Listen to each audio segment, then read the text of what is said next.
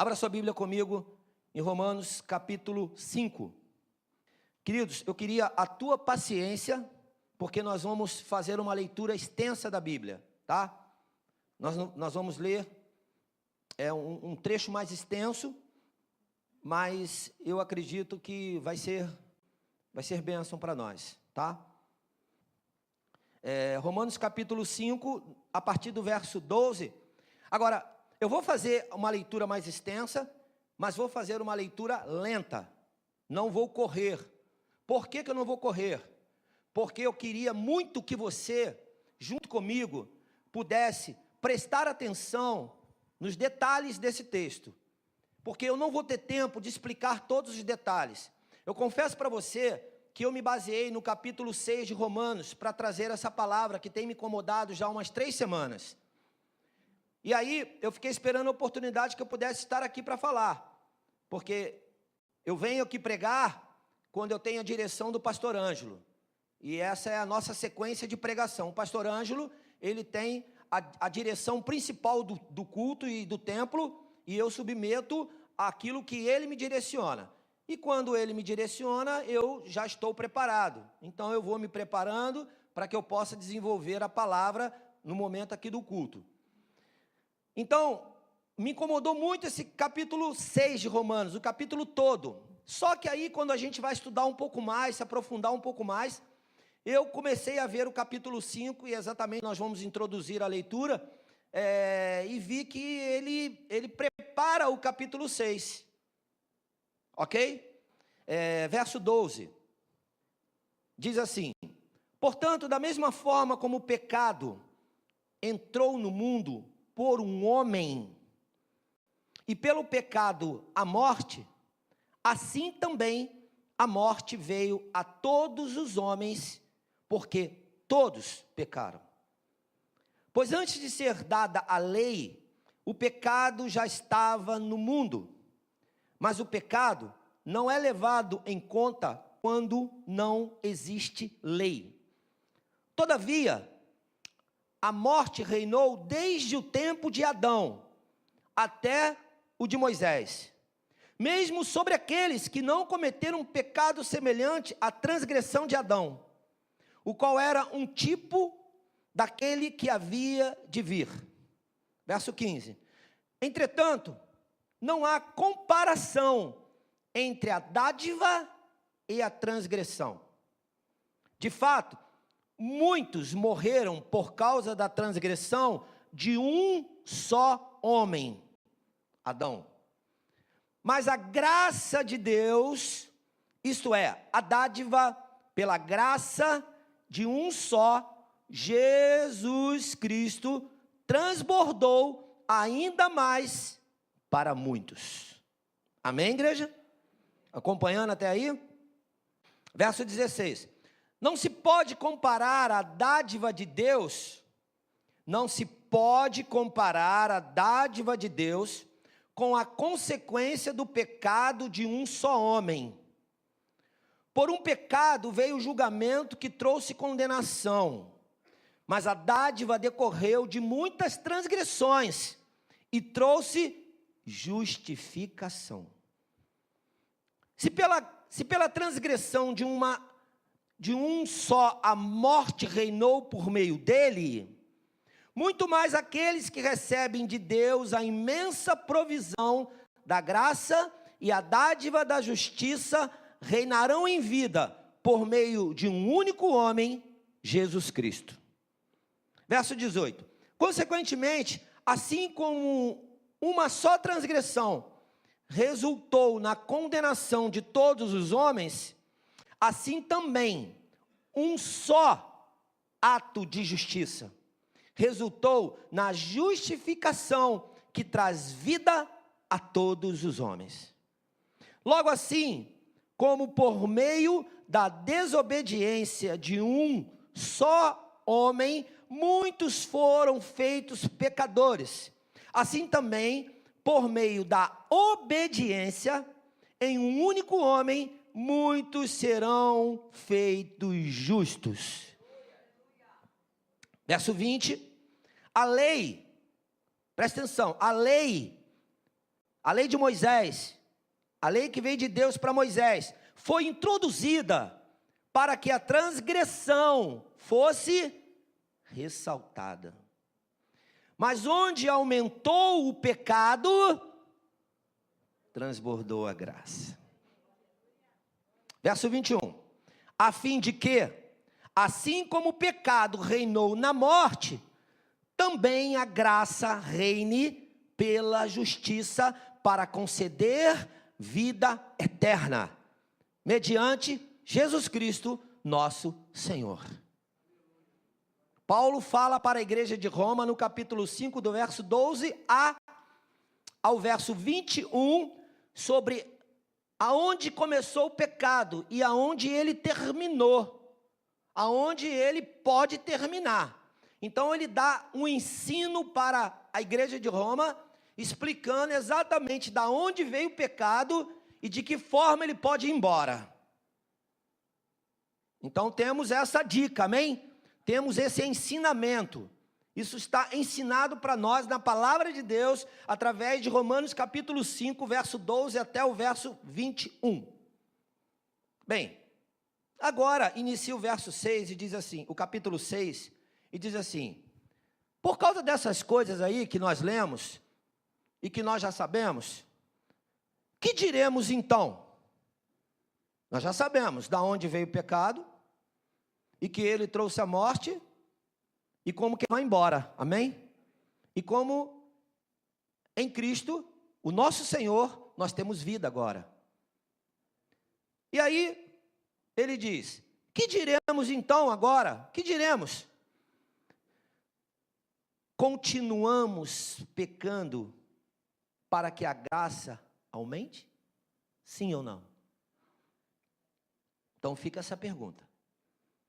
A mesma que Paulo fez aos romanos, fica para nós nessa manhã. Continuaremos pecando para que a graça aumente? Não. A lei só veio para ressaltar a transgressão, mas quando ela estava em evidência, a graça veio e destruiu a transgressão. E diante disso, porque a graça é poderosa e acaba com o pecado, nós vamos continuar pecando? Verso 2, de maneira nenhuma. Repita comigo bem alto, igreja, de maneira nenhuma. E essa precisa ser a tua e a minha resposta diária. De maneira nenhuma eu vou pecar. Pecado, eu não quero você. Pecado, eu quero que você vá para longe de mim. É isso? Isso precisa ser a minha resposta. Nós, o que morremos para o pecado, como podemos continuar vivendo nele? Nós que morremos para o pecado, como podemos continuar vivendo nele? É uma pergunta. Ou vocês não sabem que todos nós que fomos batizados em Cristo Jesus, fomos batizados em sua morte? É uma pergunta, né? Portanto, fomos sepultados com ele na morte por meio do batismo. Por isso o batismo é importante. A fim de que assim como Cristo foi ressuscitado dos mortos, mediante a glória do Pai, também nós vivamos uma vida nova. Se dessa forma fomos unidos a Ele na semelhança da sua morte, certamente o seremos também na semelhança da sua ressurreição. Pois sabemos que o nosso velho homem foi crucificado com Ele, para que o corpo do pecado seja destruído, e não mais sejamos escravos do pecado. Pois quem morreu foi justificado do pecado, foi livre dele. Ora, se morremos com Cristo, cremos que também com Ele viveremos. Aleluia! Pois sabemos que tendo sido ressuscitado dos mortos, Cristo não pode morrer outra vez. A morte não tem mais domínio sobre ele. Portanto, porque morrendo, ele morreu para o pecado uma vez por todas, mas vivendo, vive para Deus. Da mesma forma, considerem-se mortos para o pecado, mas vivos para Deus em Cristo Jesus. Vou ler o verso 11 de novo. Da mesma forma, considerem-se mortos para o pecado, mas vivo para Deus em Cristo Jesus. Portanto, não permitam que o pecado continue dominando os seus corpos mortais, fazendo que vocês obedeçam aos seus desejos. Não ofereçam os membros do corpo de vocês ao pecado, como instrumentos de injustiça. Agora fale comigo assim, igreja, antes, e aqui tem, na língua portuguesa tem um advérbio, que diz respeito a tempo, isso quer dizer, antes de alguma coisa que possa vir, antes, ofereçam-se a Deus como quem voltou da morte para a vida. E ofereçam os membros do corpo de vocês a Ele, como instrumentos de justiça. Pois o pecado não os dominará, porque vocês não estão debaixo da lei, mas debaixo da graça. Então, antes, pense nisso. Não ofereça o teu corpo ao pecado, porque agora você está debaixo da graça. Verso 15. E então? Vamos pecar, porque não estamos debaixo da lei, mas debaixo da graça? Fala com o seu irmão. Não, acaba com essa história. Eu estou no tempo da graça, e aí eu posso fazer até algumas coisas. Não, porque o que mata não é a graça, o que mata é o pecado, a graça da vida. Então, se você está na graça, cheio de graça, mas você pecou, a morte vai te alcançar. Não sabem que quando vocês se oferecem a alguém para lhe obedecer como escravos, tornam-se escravos daquele a quem obedecem? Escravos do pecado que leva à morte, ou da obediência que leva à justiça? É uma pergunta. Mas, graças a Deus, porque embora vocês tenham sido escravos do pecado, passaram a obedecer de coração a forma de ensino que lhes foi transmitida. Paulo estava ensinando a uma igreja. E nós estamos aqui nessa manhã para aprender juntos. Amém? Verso 18. Vocês foram libertados do pecado e tornaram-se escravos da justiça. A justiça que vem de Deus e que nos liberta através do sangue de Jesus. Verso 19. Falo isso em termos humanos, por causa das suas limitações humanas. Assim como vocês ofereceram os membros do seu corpo em escravidão, à impureza e à maldade que leva à maldade, ofereçam-nos agora em escravidão à justiça, que leva aonde? Muito bem. Verso 20. Quando vocês eram escravos do pecado, estavam livres da justiça. Quem peca não precisa ser um moralista dizendo, olha a justiça. Não, é só moralismo. Ou você está na graça, ou você está no pecado. Quem está no pecado, não precisa ficar fazendo discurso da graça, porque está morto no pecado. Isso é muito sério, porque às vezes existe um discurso moralista, que tem a ver com a religiosidade. Eu não posso misturar isso. Eu tenho que entender exatamente isso que está aqui. Eu vou ler o verso 20, não é isso?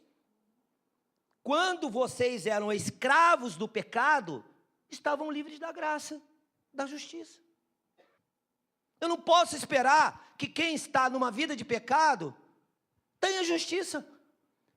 Está dando para entender? É como o ladrão dizer que roubar não é legal. Olha, eu queria dizer para vocês, eu sou ladrão, tá? Mas eu queria dizer para vocês que roubar não é bom. Bem, que fruto colheram então das coisas das quais agora vocês se envergonham, fruto do pecado. O fim delas é a morte.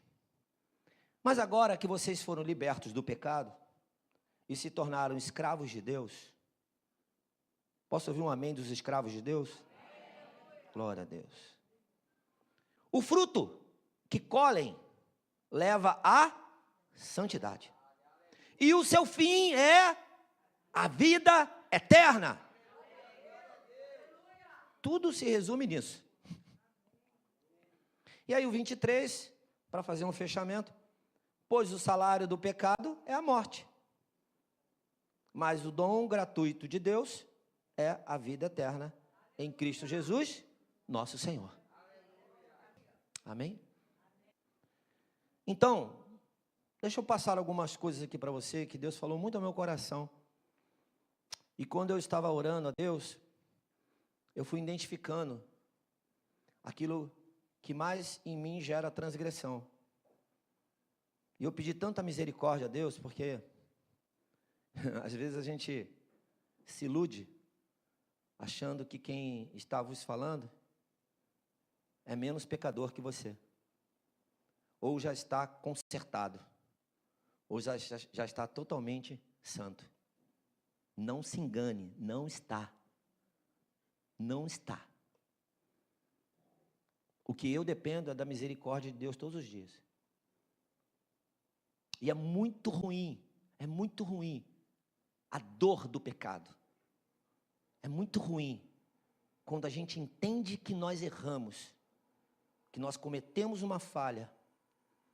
Só tem uma salvação, é o arrependimento. Só. E o arrependimento leva a uma ação que é: me perdoa, me perdoa, me perdoa, e tem misericórdia de mim, não se esqueça de mim, Senhor. Então, nós estamos só compartilhando de algo que é para todos nós, que Paulo fala aqui claramente que é uma instrução para a igreja. É só uma instrução para a igreja. Eu estava falando aqui, agora há pouco ali, para os irmãos que estavam na sala amarela, e eu estava falando para eles que privilégio é saber que Deus deu para a gente o dom do serviço, de fazer alguma coisa, de produzir alguma coisa para Deus, servindo a Deus. Não só numa contemplação que parece espiritual, mas também através de um serviço. Eu não sei se você sabe, mas às vezes quando nós estamos adorando a Deus, e o Antônio, aquele rapaz que está ali atrás, vem aqui e ele fica aqui em pé, assim, mexendo no celular, assim, ó. Ele fica aqui mexendo no celular. Você às vezes pode achar que ele está mexendo no celular durante o culto, mas não, ele tem um aplicativo no celular que ele controla o som da igreja. Então ele vem aqui às vezes mais perto para poder ouvir mais perto as caixas e regular durante o culto, porque às vezes o som desregula, porque o som é uma coisa com 3 pessoas no culto, o som passa a ser outra coisa quando tem 100 pessoas no culto, e aí ele vem e controla. Então, quando ele está ali, ele está produzindo um trabalho e de alguma forma adorando a Deus. E da mesma forma a equipe de louvor, e da mesma forma nós que pregamos. Entenda uma coisa, o pecado bate a porta, e ele bate na minha e na sua. Ele sabe o meu endereço também. Ele sabe o endereço de pastor, fica tranquilo. Sabe? E o meu ainda é pertinho daqui, né? Ele anda pouco, ele bate lá, bate aqui, bate lá, bate aqui. Né? Eu queria dizer para você que em Gênesis capítulo 2, aconteceu algo fenomenal da parte de Deus. Então, o Senhor formou o homem, fale comigo, formou. De novo, formou. Então, Deus estava fazendo um boneco do pó da terra, do barro. Tá? O nome Adão é proveniente de barro, da terra, né? Então Deus estava formando o homem, então Ele formou o homem do pó da terra, e aí formou o boneco. Está lá o boneco pronto. Só que Deus não ia formar um boneco à toa. Ele é Deus. Ele é o maior arquiteto, o maior engenheiro da terra, dos céus e de todos os lugares. Ele é aquele que produz algo que nós não conseguimos produzir. Então ele formou algo especial, ele formou algo maravilhoso. Eu fico imaginando a beleza daquele boneco.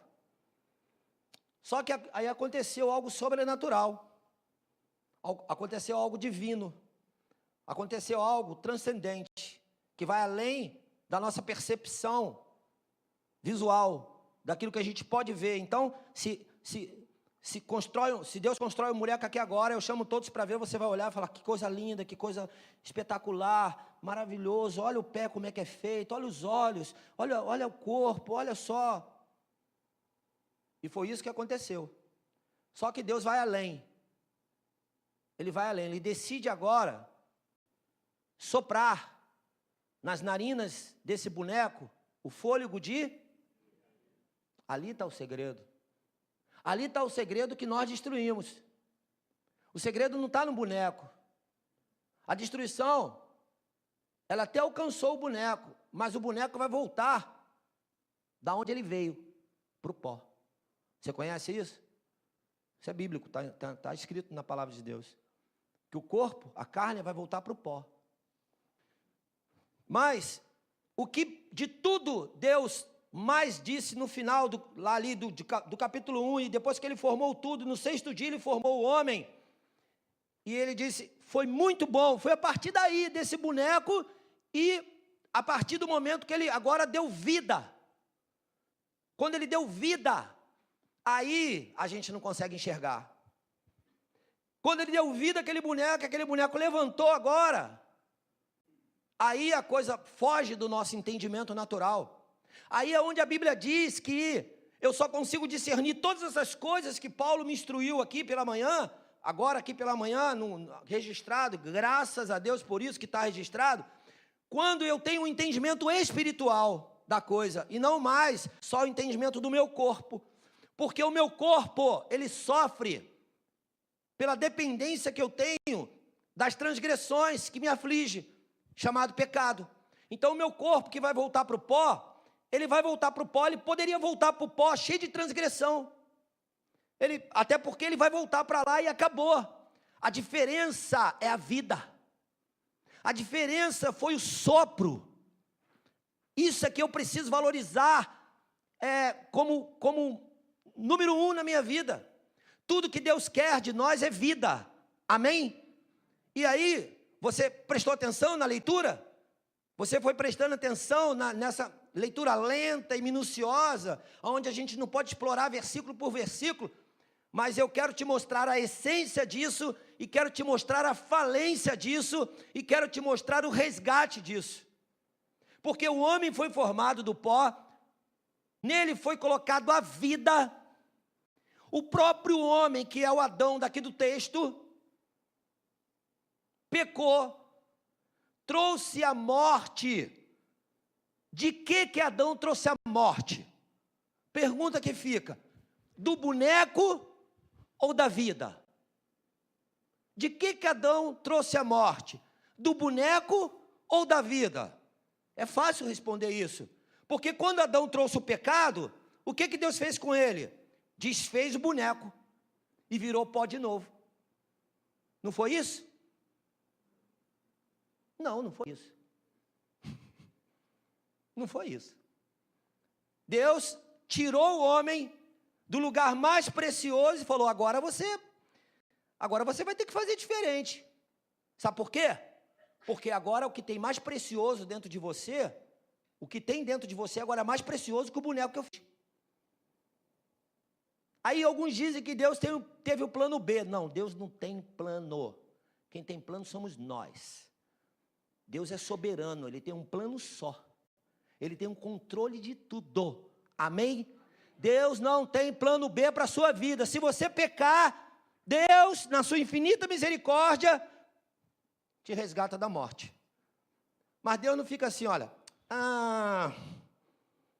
ele vai pecar agora, então eu vou já preparar o plano B para pegá-lo ali na frente. Não é assim. É a misericórdia dele. É essa misericórdia incontável, imensurável que nos alcançou. Porque Ele é soberano, Ele não é igual a gente. Deus não acorda como a gente. Olha só, Deus acorda e fala assim, hoje eu resolvo aqui perdoar o Nelson. Não, hoje eu não perdoo o Nelson. Isso somos nós, queridos. Nós é que acordamos assim. Se a gente acordar feliz, a gente perdoa. Se acordar com raiva, a gente não perdoa. É simples assim. Estou chateado hoje? Não perdoo ninguém. Hoje eu acordei bem, estou feliz, tudo certo, hoje eu perdoo. Tu pode até pisar na minha cabeça, não tem problema.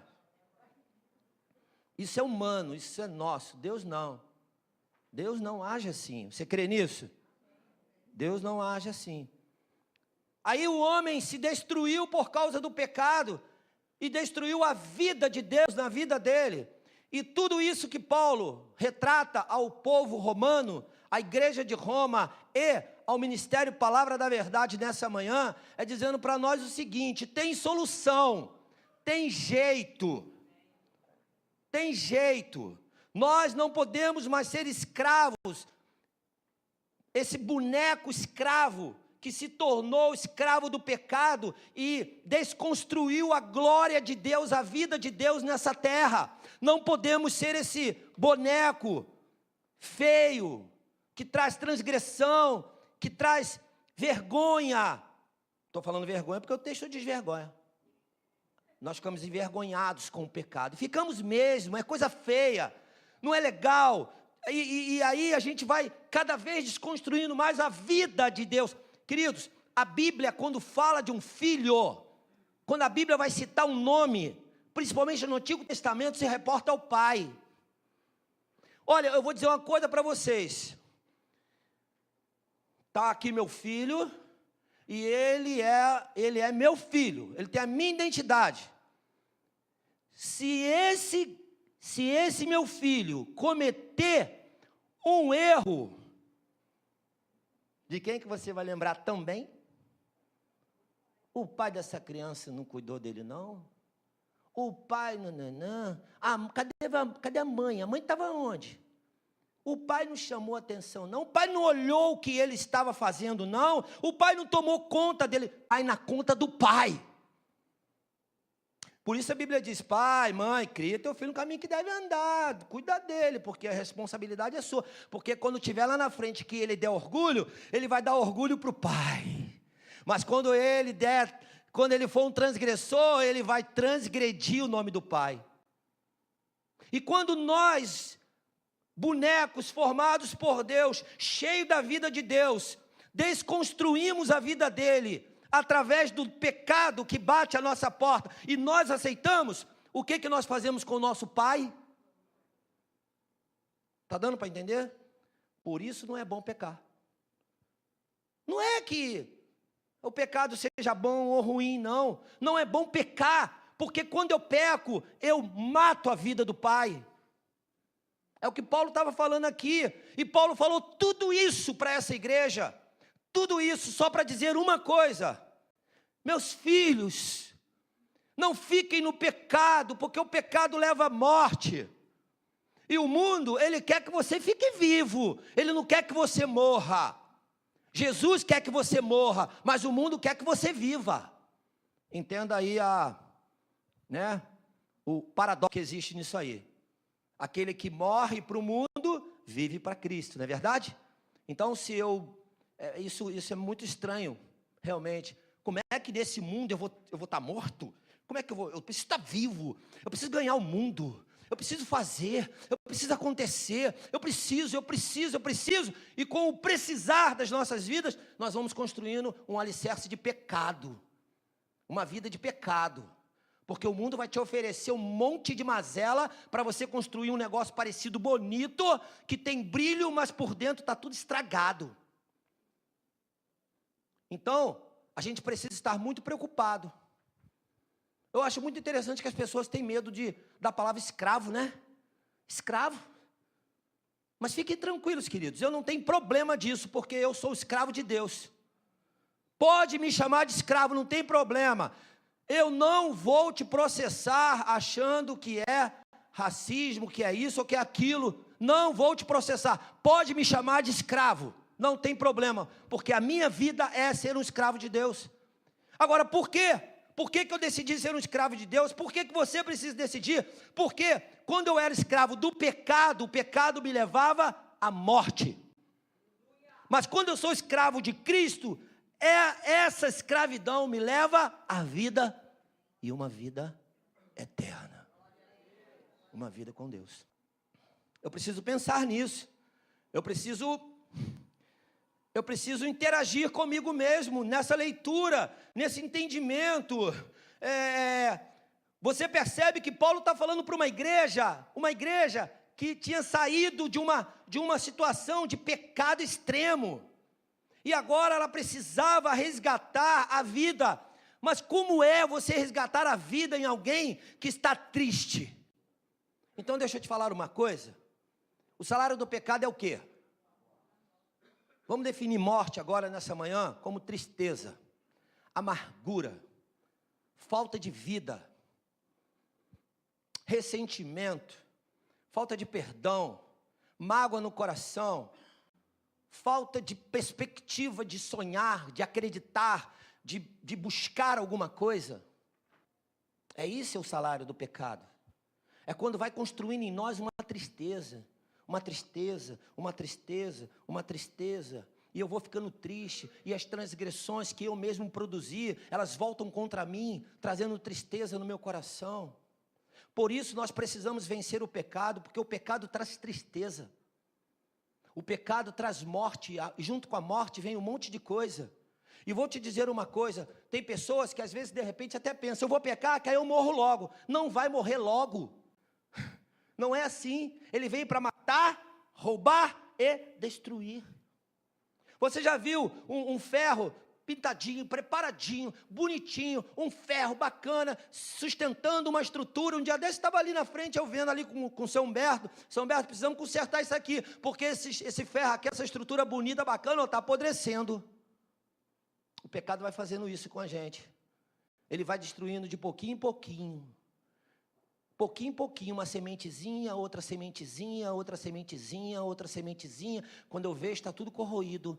E sabe o que é interessante? É de dentro para fora. O ferrugem não aparece por fora primeiro.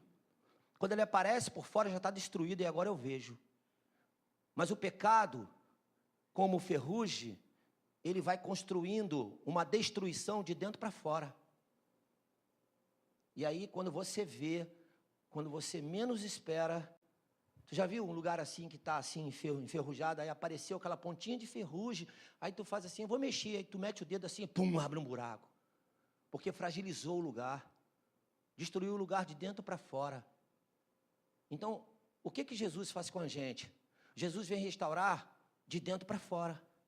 O que Jesus veio restaurar? O boneco ou a vida? O boneco ou a vida?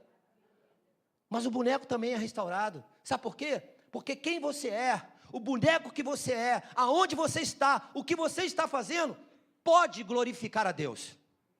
Pode mostrar a vida de Deus. É possível. Nós é que às vezes não damos conta disso. Mas o que nós somos, e quem nós somos, e o que nós fazemos, pode sim glorificar o nome do Senhor.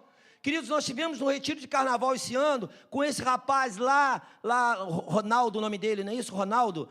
Com o Ronaldo lá, o Ronaldo ficou lá, olhando a gente, tomando conta da gente, o Ronaldo tomou conta do sítio, tomou conta da gente, não pense que não, tá? As pessoas tomam conta da gente, não pense que não, as pessoas tomam conta da gente, e nós tomamos conta delas. É assim que acontece, é natural isso, não se corrompa com isso. Isso é do homem. E aí o Ronaldo está lá prestando atenção em tudo, foi num culto, assistiu um culto com a gente, e o nosso culto, né, aquele avivamento, aquela coisa, né, e pai, todo mundo à vontade, e o culto glorificando a Deus, e o Ronaldo está vendo tudo. Você acha que o Ronaldo, um comerciante, um cara que trabalha por dinheiro, que tem uma vida nele, mas que num primeiro momento nós pagamos, foi comércio, aquela coisa toda. Você acha que esse Ronaldo ia abrir mão de receber um dinheiro só porque achou a gente bonitinho? Não, não é não. É porque alguma coisa a mais mexeu com o Ronaldo. Alguma coisa a mais que nós produzimos para a vida dele, mexeu com o Ronaldo. E às vezes nós achamos que nós não somos capazes. Mas você, lá nos teus humildes começos, lá nos seus humildes lugares, lá onde você não é chefe, lá onde você não é o melhor, lá onde você não é cientista, lá onde você não é o cara, lá você pode produzir muita coisa em Deus e para Deus. Você crê nisso?